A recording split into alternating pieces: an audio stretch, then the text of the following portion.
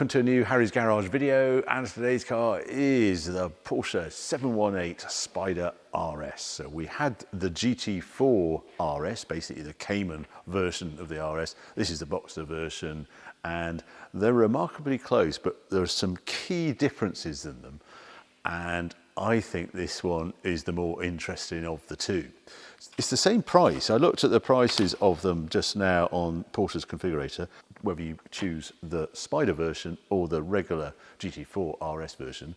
Yes, you'll be shouting at the TV saying, but you can't buy one. But it's just interesting that they price them together. And they have tried to make this one much more roadable. There's no talk of lap times or anything with this. Spring rates are very different, and the focus has been how it drives on road. Let's go and have a closer look. So again, very similar to the GT4 RS, and this one has the Weissach pack on it, which you can recognise by the bare carbon bonnet on it. As ever, the sort of stick-on badge rather than the crest, but it's deeper airband, not quite as aggressive, because you'll see around the back it hasn't actually got the wing on the back. But there are just some things, if you come round, that these wings are also now in carbon on the RS model, and that's how they've managed to sculpt this out for airflow here, and it has this added vent coming out here to relieve pressure out of the wheel arch coming out here. I just think it's a shame these aren't in carbon as well, and that scoop on the bonnet is actually for the brakes. When I lift the front bonnet, you'll see how that all works. The wheels on this, yeah, the 20-inch wheels, same as GT4 RS, and with the Michelin Cup 2 tyres. This car is on the steel brakes. The last one I borrowed was on carbon brakes, but this one is steel. Carbon mirrors as well. I think that's on the Weissach pack. What else is there? Now the key difference, I suppose, is this. We noticed it on GT4 RS, it's the howl. This is the engine intake, is here. On the Cayman, it's actually on the back window. Obviously, they can't do that on the Spyder Boxster version, so that is where the engine breathes. This is feeding rads and things. On a normal 4-litre Boxster, everything is breathed through these side scoops, but that's the key difference with this car. As we get out on the road, you'll see. Again, just at the rear, if you remember that GT4 RS we had in, it had that swan neck spoiler, exactly the same spoiler that you get on the GT3. Not so on the Spyder version. You just get this ducktail. Doesn't move, doesn't do anything. It's got a little sort of spoiler on a spoiler of carbon at the top there. And yeah, I just think it's really quite neat how that is. It does seem quite an expanse of white though when I look at this car. It's not as sort of its prettiest feature, but there is good reason for that, as we'll have a look in a moment. Stick-on badge again, Spyder RS, and then part of the Weissach pack you get these titanium finish, rear exhaust finishes and rear diffuser. Another thing with this car, it's quick. I mean, this aero all has to really work because it has a top speed of 191 miles an hour. Whoever thought when that Boxster first appeared, 2.5 litre, we would have 191 mile an hour, 500 horsepower Boxster. Right, I'm just going to open up that because I want to show you just a sort of bit about the roof on this. It's quite a complicated roof on here, and this is also quite a complicated sort of lift mechanism, because what it does, the positive is it has a dedicated place to store the roof on it, which is good.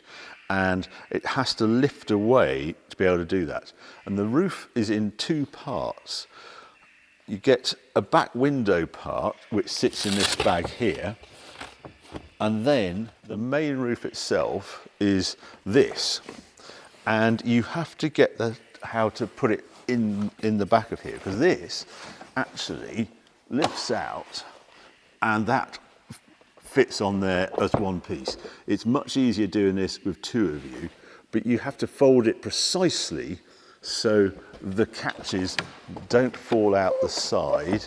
That fits in its slot. That's a hard, that's made of carbon, and these things have to hide away in there because you've got to keep all the mechanism free. It's a little bit of a fiddle. It works well, but it's the one on the Project 7 is also fiddle, but it's not quite as fiddly as this one, I have to say. And then yeah, you have to put the rear window, if you're in proper wet conditions, you have to put that in as well. I ought to just mention, obviously you get a boot in there, and you get the front boot as well. So you get, that part is quite practical. I will put the roof on just so you can see it, because it's what I particularly like about it. You can have it in what they call bikini style, so not with the rear window in, and that just keeps it sheltered perhaps from the sun, but you feel in the open, or you fit a very fiddly rear screen with other clips, and then it's fully watertight. Oh, look, just inside, this one is, again, it's got Visac finish, so you get the trick seats. There's an Alcantara on the dash and that nice badge over there. As also with GT4 RS and the Spyder RS, only the PDK gearbox is available. You can't get it in manual. Right, let's have a quick look at the front. Very neat how they've done those brake scoops. The downside of them though is it actually brings that slightly further forward, because all that air from that scoop then has to dive down these two tunnels, and that's what feeds the brakes, and it just shrinks the boot slightly, but that's a pretty deep boot on it, I think, on this. And I love just when you open it, and that carbon fibre look is excellent. Right, there's a quick tour around the car. Let's take it outside, take it for a drive.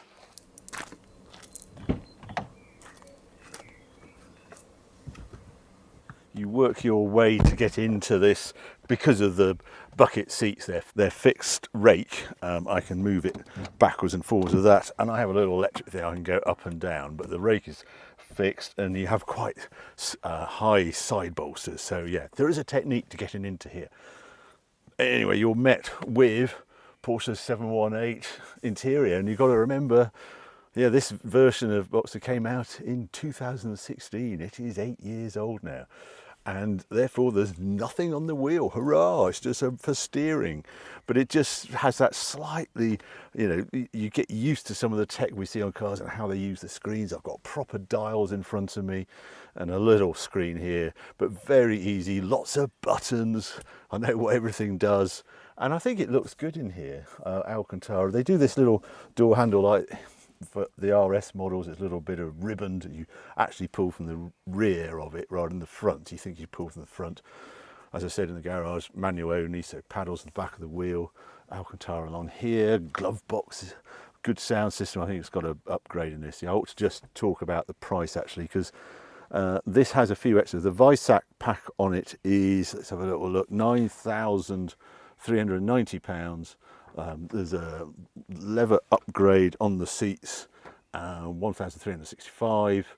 Yeah, front axle lift system. Now that's not available on GT3. It should be, but it's not. But it is available on the RS 718 models at 2018. You always got to tick that box. So yeah, an upgrade sound system. Got a proper glove box. Oh, look at that paper manual. Yeah, the cup holders aren't quite as magic as they were before, but they're hiding now. I won't get them out, but yeah, hiding behind the carbon is the cup holders. Red seat belts is an option. Just the door pockets you've got in here as well. So you've got reasonable space, but you've got you got one plug for your mobile down there. But I presume it's got CarPlay. I don't know actually. Perhaps not. Anyway, let's get going. And yeah, I've got an engine cold light on, so it's blue there, but what I'm staring at is that tacho with a 9,000 RPM limit, and that 8,000 to 9,000 just defines this car, as you'll get to find out when I head out of here and find some better roads.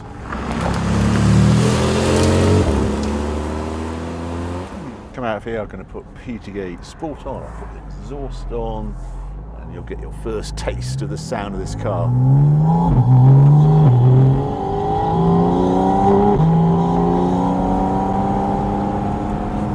Lots of gurgling, that's in auto mode, as you would have guessed. But yeah, it's amazing what you hear on the induction side.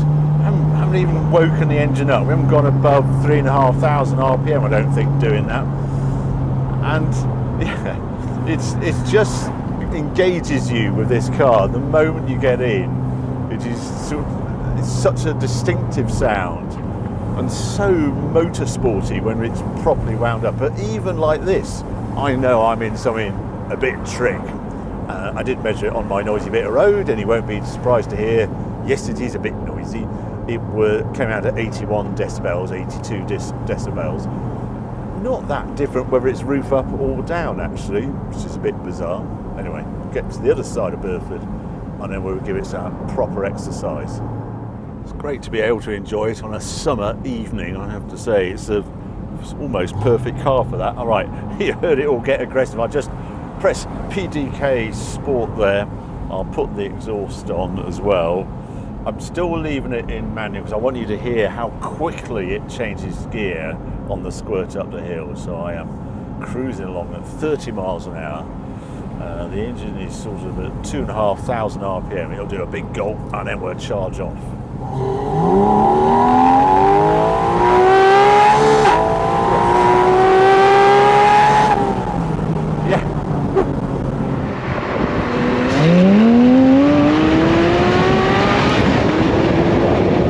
That final 1,000 RPM that just hooks you in. From 8 until 9, there's a harder edge to the howl, and it absolutely flies. It really builds horsepower in that last 1,000 RPM, and you just want to taste it again. Good punch. I mean, it's all horsepower. It's not crazy torque because obviously it's not turbocharged. So you need the revs. You need to build them round. You need to keep your foot in all the way round to 9,000 RPM to get the ultimate force out of it. And I haven't had a chance to weigh it, unfortunately, but Porsche say it's 1,410 kilos, which is actually 5 kilos lighter than the GT4 RS, so the Cayman version. Not quite sure why. I would have thought they would have got a bit more weight out of it over a regular GT4 Porsche because of the carbon at the front, but no, apparently not. And I suppose the Visac pack on the Cayman adds the titanium roll cage, which must add some weight even though it's made of titanium. You can option magnesium wheels should you want to. They take another 10 kilos off the weight, and you can probably do carbon discs as well. And doing those two options, you might get it to dip under the 1,400 kilo barrier. Let's try it down here. Oh, really quite close ratios into second around here.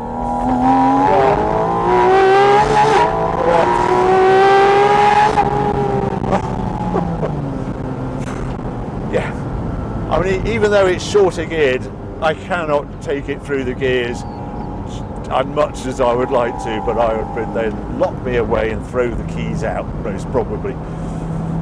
And now I'm benefiting. Now I can really tell the difference between this and the GT4 RS. Spring rates are down 55% at the front, 43 at the rear.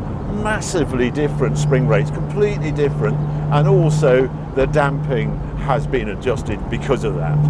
It's interesting because the GT4, the regular one, they declared that the RS version was 50% up spring rate. So whether this is sprung around where a regular GT4 is, that's about the figure you're on. But it means down here, it's not getting bounced around.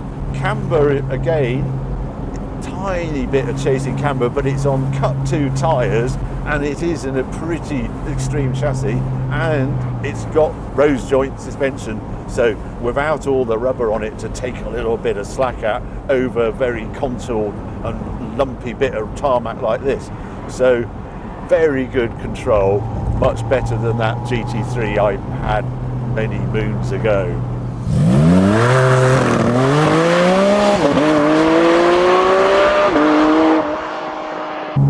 Let's take it through this dip.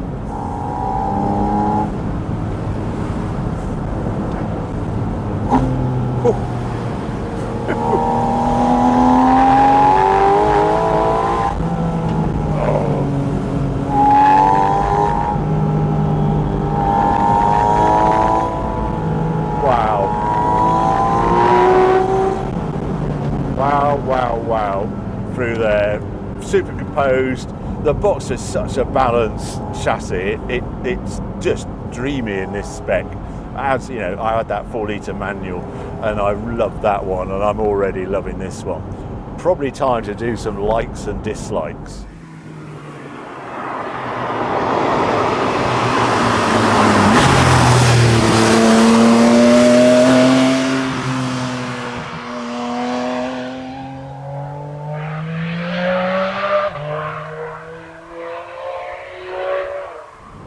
First off, yeah, they say it's more roadable. It's still pretty damn focused from where I'm sitting.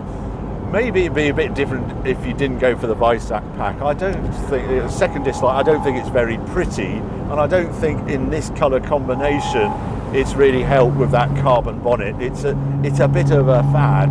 I don't need to know it's carbon in that way. Personally, I know they did it on that original GT2 RS, but to me it doesn't enhance the looks of the car, and I don't think this one's really helped with having a white body. But there's no doubting that you're in a focus car. This isn't quite as relaxed as perhaps you might believe, but there's lots of plus points, don't panic. Not a dislike, the Spyder version, normally they come with a chopped down screen. They used to do it. I presume for some reason they can't do it with safety regs these days. But I'm mildly disappointed that this Spyder hasn't got a chopped down screen. It's not a disaster, but it's, yeah, I think it should be more in to get the Spyder label. But they do have that trick roof, and that helps lighten it a little bit. Now, the likes, just the engine.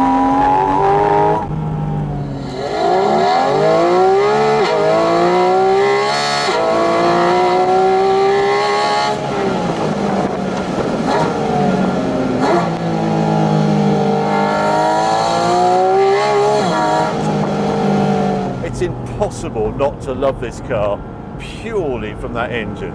Transforms this car. It's going to be completely different with that Motorsport engine, that crazy 9,000 RPM. Let's try it round these bends though. Into third. Oh God, it's such a precise thing. Into second. I can throw it there. Lean on it.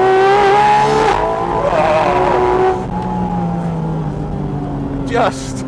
Just astonishing what this thing can do dynamically.